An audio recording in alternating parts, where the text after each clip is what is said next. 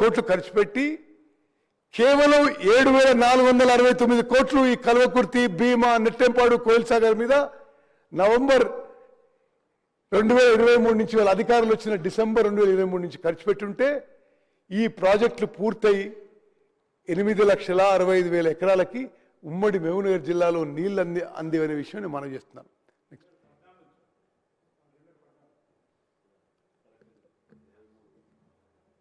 Next ఇది ఇప్పుడు వాళ్ళు ఉన్నప్పుడు ఏం చేస్తున్నారు, మనం ఉన్నప్పుడు ఏం చేస్తున్నాం. వాళ్ళు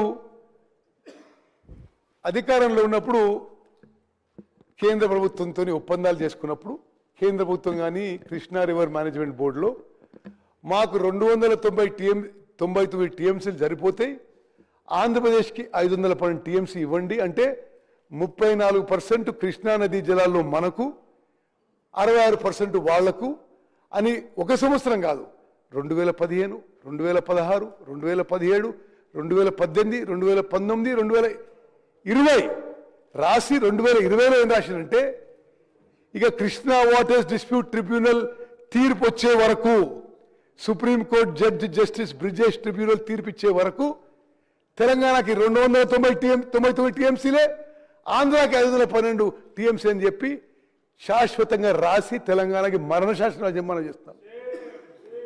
వాళ్ళు 299 టీఎంసీలు అడిగితే మేము అధికారంలో వచ్చిన తర్వాత నేను స్వయాన ట్రిబ్యునల్ ముందు అప్పీర్ అయ్యి తెలంగాణకి ఆ 811లో 555 టీఎంసీలు కేటాయించాలని చెప్పి ఇప్పుడు వాదిస్తున్నాము, వాదనలు కొనసాగుతున్నాయి. అదేవిధంగా కృష్ణా డైవర్షన్ నుంచి పోలవరం నుంచి ఏదైతే గోదావరి నది జలాలు ప్రకాశంపై డైవర్ట్ అయినాయో ఆ 45% టీఎంసీలు కూడా మనకి ఇవ్వాలంటున్నాం. మరో 43 టీఎంసీలు 65% డిపెండబిలిటీ మీద, అదేవిధంగా మరో 120 టీఎంసీలు యావరేజ్ డిపెండబిలిటీ మీద. అంటే మొత్తం ఇప్పుడు ఈ కృష్ణా నదీ జలాలు ఈ జస్టిస్ బ్రిజేష్ ట్రిబ్యునల్ 1050 టీఎంసీలు ఆంధ్ర తెలంగాణ మధ్యలో డివైడ్ చేయాలి. బహుశా 6-8 నెలల్లో తీర్పు రావచ్చు. తెలంగాణ తరఫున మేము గట్టిగా వాదించి 763 టీఎంసీలు ఇవ్వాలి అంటే 73% ఆఫ్ కృష్ణా వాటర్కి ఇవ్వాలి. దీనికి సైంటిఫిక్గా, లాజికల్గా, రాషనల్గా ఆర్గ్యుమెంట్స్ పెట్టి జస్టిస్ బ్రిజేష్ ట్రిబ్యునల్ ముందు మేము మరి వాదిస్తున్న విషయం మనం చేస్తాను. ఇదే ఫిగర్ చూడండి. ఓకే, నెక్స్ట్ ఇది పాలమూరు రంగారెడ్డిది ఎందుకు నేను కొంత ఫోకస్ చేస్తున్నానంటే పాలమూరు రంగారెడ్డి ప్రాజెక్టుపై వాళ్ళు మాట్లాడిన అబద్ధాలు అన్నీ కావు. ఇది ఎలక్షన్స్ ఎప్పుడైనాయి? డిసెంబర్ 2023లో. ఇది పాలమూరు రంగారెడ్డి లిఫ్ట్ ఇరిగేషన్ స్కీమ్కి వాళ్ళు ఒక్క పంపు ఆన్ చేసి 3-4 గంటలు నడిపించి మళ్ళా పనిచేసి వెళ్ళిపోయినారు. ఆ రోజు ఆ ప్రభుత్వమే విడుదల చేసిన బ్రోషర్ నుంచి మీకు అంకెలు చెప్తున్నా. ఇది యావత్ తెలంగాణ ప్రజలు తెలవాలి విషయం. ఎందుకంటే ఏ విధంగా మోసం చేసిండ్రు, ఏ విధంగా ఉమ్మడి మహబూబ్నగర్కి మరి రైతాంగానికి ద్రోహం చేసిన విషయం తెలవాలి. వాళ్ళ దాంట్లో ఇట్లనే ఉంది. ఆడ ఏంది? పరిపాలన అనుమతి 35,200 కోట్లు, బ్రాకెట్స్లో 55,000 కోట్లు. అంటే జియో ఇచ్చినప్పుడు 35,000 కోట్లు, detail project report central water కమిషన్కి సబ్మిట్ చేసేటప్పుడు 55,000 కోట్లు. ఇది వాళ్ళు ఇచ్చిన ఫిగర్సే, ఇది వాళ్ళు ఇచ్చిన అఫీషియల్ గవర్నమెంట్ ఫిగర్స్. ఆ బ్రోష్యూర్లో ఖర్చు పెట్టింది పాలమూరు రంగారెడ్డి మీద 26,262 కోట్లు. ఇప్పుడు ఆ 55,000 కోట్లు 80,000 కోట్లు దాటింది. ఎందుకు అంటే వాళ్ళు ఉమ్మడి మహబూబ్నగర్ రైతులకి మోసం చేయడానికి, దీంట్లో ఇప్పుడు నీళ్లు పోవడానికి ఆయకట్టు కాలువలు అవసరం, దానికి ల్యాండ్ అక్విజిషన్ చేయాలి, వర్కులు చేయాలి. అది ఎస్టిమేట్ సరిగ్గా వేయకుండా పెట్టినరు. ఇప్పుడు దాంతో ఈ డీలేతోని ఈ ఎస్టిమేటెడ్ కాస్ట్ 80,000 కోట్లు దాటుతున్నాయి. అంటే వాళ్ళు ఉన్న సమయంలో పాలమూరు రంగారెడ్డి ప్రాజెక్టుపై ఖర్చు పెట్టింది 26-27,000 కోట్లు అయితే, అంటే ఎంత ఖర్చు పెట్టినరు? 30-32%. అదేవిధంగా అంటే ఎంత దగా మోసం అని అర్థం చేసుకోండి. ఇంకా పాలమూరు రంగారెడ్డి ప్రాజెక్టులో 39,000 ఎకరాలు ఇంకా ల్యాండ్ అక్విజిషన్ పెండింగ్ ఉంది. 39,000 ఎకరాలు పెండింగ్ ఉండి మేము 90% పనులు చేసినా చెప్తున్నారు. మరి అదేవిధంగా ఎంత మట్టి పని మిగిలింది, ఎంత కాంక్రీట్ పని ఉంది, ఎంత ప్రాజెక్ట్ నిర్వాసిత కుటుంబాలకి వాళ్ళు రిలీఫ్ ఇవ్వాలనో ఈ ఫిగర్స్ కూడా ఇచ్చినాం. అదే పెట్టు సరే. ఇంకో ముఖ్యమైన విషయం, ఈ పాలమూరు రంగారెడ్డి ప్రాజెక్టు మరి దేవరకద్ర ఎమ్మెల్యే జిఎంఆర్ తెలిసినవచ్చు. ఒక శంకుస్థాపన ప్రోగ్రాం ఆడ చేస్తే 3 ఏళ్ళలో పూర్తి చేస్తామని చెప్పారు. ఈ అధ్యక్ష యావత్ తెలంగాణ ప్రజానికానికి తెలవాలి అది ఎంత మోసం దగా అని. 2016లో అగ్రిమెంట్ సైన్ చేసినప్పుడు, ఫౌండేషన్స్ చేసినప్పుడు అగ్రిమెంట్ ఏమో 30 నెలలకి సైన్ చేసిన, అంటే 2.5 ఏళ్ళు. బయట మరి సరే 2.5 ఏళ్ళు 3 ఏళ్ళు ప్రకటించుకున్నారు. 2016లో 3 ఏళ్లలో పూర్తి కావాల్సిన ప్రాజెక్టు అంటే 2015లో 3 ఏళ్ళని అక్కడ దేవరకద్ర ఎమ్మెల్యే అంటున్నాడు. కుర్చీ చేసుకుని కట్టిస్తున్నాడు. మరి కుర్చీ ఎటు పోయిందో ఆయన ఎటు పోయిందో. మరి ఇప్పుడు అది 2018 వరకు పూర్తి కావాలి. ఇప్పుడు 2025 ఇప్పటి వరకు పనులు 30% జరిగినాయి. ఇంకో ముఖ్యమైన విషయం మనం అందరం గమనించేదంటే ఈ పాలమూరు రంగారెడ్డికి కానీ కాళేశ్వరం కానీ చాలా high cost high interest loan తీసుకొచ్చింది. అంటే 11.5% లోన్ తీసుకొచ్చింది.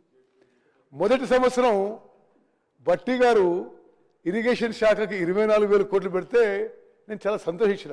అసలు 24,000 కోట్లు ఇస్తుండేమో వర్క్లు కానీ.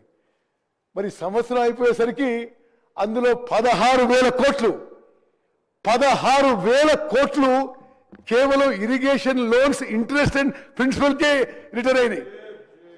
మరి మేము అధికారంలో వచ్చిన తర్వాత ఆ 11%కి తీసుకొచ్చిన ఇరిగేషన్ లోన్స్ ఇంట్రెస్ట్ తగ్గించి రీస్ట్రక్చర్ చేసి 7% తగ్గించిన ఘనత ముఖ్యమంత్రి గారికి ఉప ముఖ్యమంత్రి గారికి దక్కుతుందని చెప్పి మనవి చేస్తున్నా.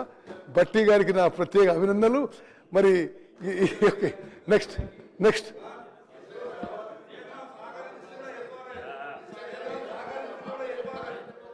ఈ విషయంలో కాదు, ఈ ఇరిగేషన్ లోన్స్ ఇంట్రెస్ట్ తగ్గియడంలో కేంద్ర ప్రభుత్వం కూడా సహకరిస్తుందని చెప్పి ఆన్ రికార్డ్ మనం చేస్తాం.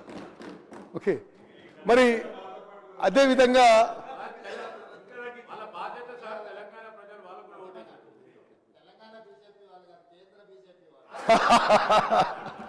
ఓకే సరే. ఇప్పుడు అంటే నేనేమంటున్నా, గోదావరి బేసిన్ అయినా కృష్ణా బేసిన్ అయినా కాంగ్రెస్ పార్టీకి ఒకే రకమైన ఆలోచన. కానీ పదే కృష్ణా బేసిన్లో ప్రాజెక్టులు ఏదో కాంగ్రెస్ వాళ్ళు నిర్లక్ష్యం చేసింది కాబట్టి కొన్ని అంకెలు తీసినాం.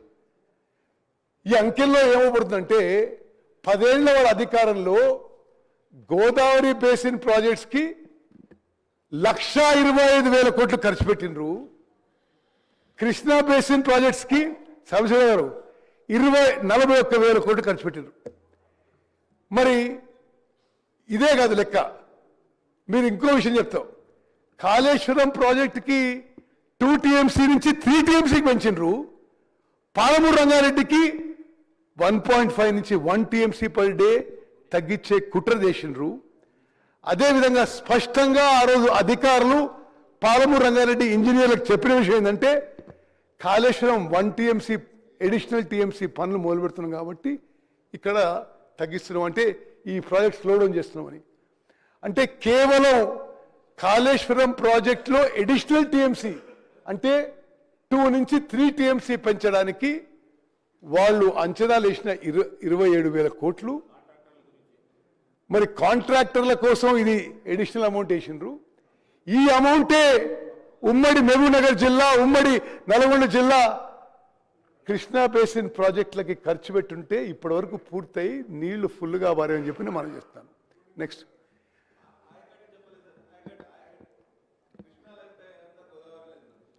అది తలదొస్తుంది. అధ్యక్ష, ఇది కొన్ని బేసిక్ ఇష్యూస్ నేను కవర్ చేస్తే ప్రజెంటేషన్లో. భారతదేశంలో గంగా గోదావరి తర్వాత 3వ పొడవైన నది కృష్ణా నది. మహారాష్ట్రలోని మహాబలేశ్వర్ సమీపంలోని వెస్టర్న్ ఘాట్స్లో 1300 మీటర్స్ ఎత్తులో ఉద్భవించి 1400 మీటర్లు ప్రవహిస్తుంది.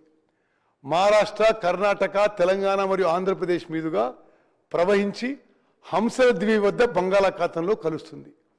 నదికి ప్రధాన ఉపనదులు ఘటప్రభ నది, మలప్రభ నది, భీమా నది, తుంగభద్ర నది మరియు మూసి నది. నారాయణపేట్ జిల్లా తంగడి గ్రామంలో దగ్గర ఈ కృష్ణా నది తెలంగాణ రాష్ట్రంలోకి ప్రవేశిస్తుంది. నెక్స్ట్ కొంత చారిత్రాత్మక ఇది historical allocations of Krishna water మీకు ఎక్స్ప్లెయిన్ చేస్తున్నా. బచావట్ ట్రిబ్యునల్ ఏమన్నది, 2130 టీఎంసీల్లో ఆంధ్రప్రదేశ్ కంబైన్డ్ ఆంధ్రప్రదేశ్కి 811 టీఎంసీలు కేటాయించిండ్రు. 734 టీఎంసీలు కర్ణాటకకి, 585 టీఎంసీలు మహారాష్ట్రకి.